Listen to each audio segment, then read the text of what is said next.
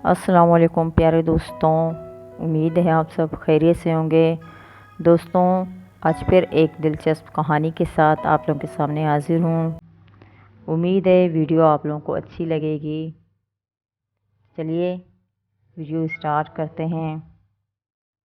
किसान नौजवान अपने खेत में काम कर रहा था। एक नस्वानी कहके से वो चौंक गया। ऐसी हसीना तो इसने ज़िंदगी भर न देखी थी। वो इसकी तरफ बढ़ा चला गया। वो भी मुस्कुरा रही थी। मेरे साथ घर चलोगी? वो बिला झिझक इसके साथ हो ली। वो फिज़ाओं में उड़ने लगा। चौधरी का डेरा आबाद था। दोस्त अहबाब के मजमा में नौकर चाकर खिदमत के लिए खड़े हुए। चौधरी जी, उसका खादिम ख़ास डेरे में हांफता दाखिल हुआ।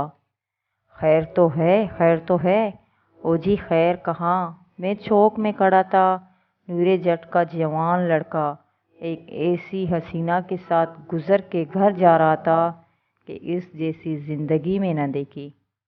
ना मालूम कहाँ से लेकर आया था है। चांद का टुकड़ा है।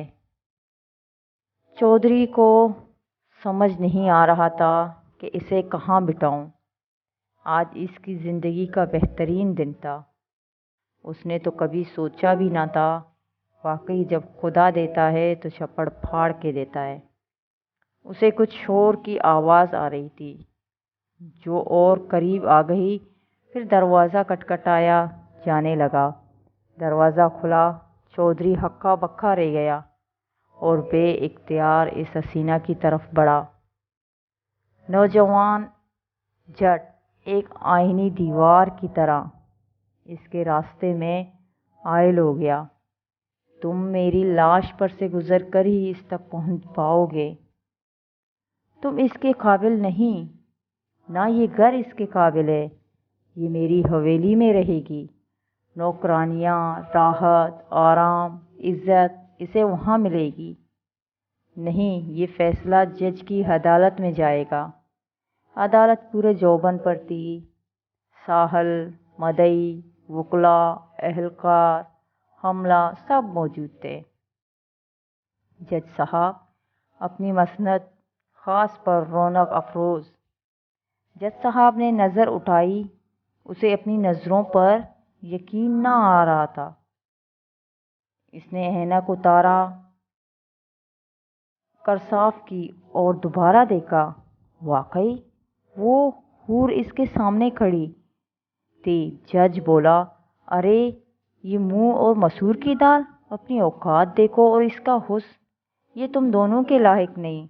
मेरे पास माल दौलत ओहदा है, बंगले हैं, गाड़ियां हैं, नौकर चाकर, माशरे में एक हैसियत है। ये मेरे लायक है। चलो निकलो तुम दोनों और इसको यहीं रहने दो। वो हक्के बक्के रह गए। नहीं, चौधरी चिल्लाया, ये नहीं हो सकता। नौजवान बोला, हम राज़ी नहीं हैं। अब तो बादशाह सलामत ही हमारे दरमियान फ़ैसला करेंगे। बादशाह के पास चलो। जज ने सब काम वहीं छोड़े और अब तीनों हसीना को साथ लिए बादशाह के महल की तरफ बढ़ने लगे।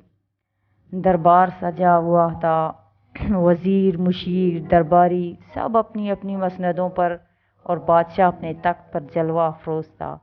इसके सर पर रखे हुए ताज के मोतियों से सारा दरबार जगमगा रहा था और वो खुद भी हुस्न का करिश्मा था।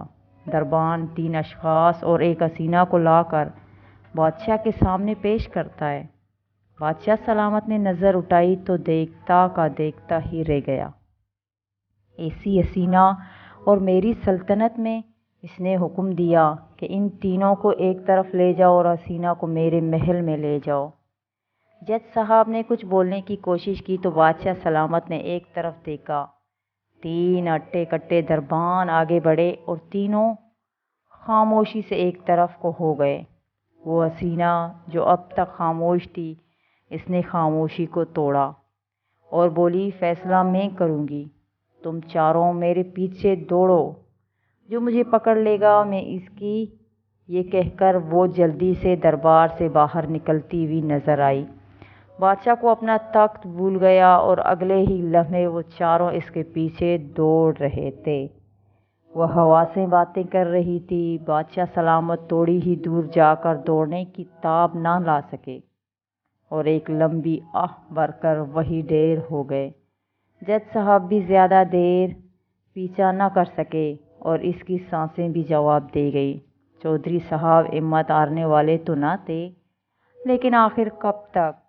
اب وہ تھی اور نوجوان تھا جو کہ ہر لمحے اس کے قریب سے قریب تر ہوتا جا رہا تھا۔ مگر یہ کیا؟ راستے کے ایک پتھر سے وہ ایسا ٹکرایا کہ منہ کے بل گرا اور اس کے منہ سے ایک دل خراش چیخ بلند ہوئی جو کہ حسینہ کے قہقہوں میں دب گئی۔ آہ میرے عاشقوں، میرے پیچھے آؤ، تم مجھے کبھی نہیں پا سکتے۔ اور واقعی ہی اسے کوئی نہ پا سکا کہ وہ دیکھنے میں تو حسینہ تھی، حور کے حسن والی تھی، دل فریب تھی، عقل کو محو کرنے والی تھی، لیکن حقیقت میں وہ دنیا تھی اس کے پیچھے دوڑنے والوں کا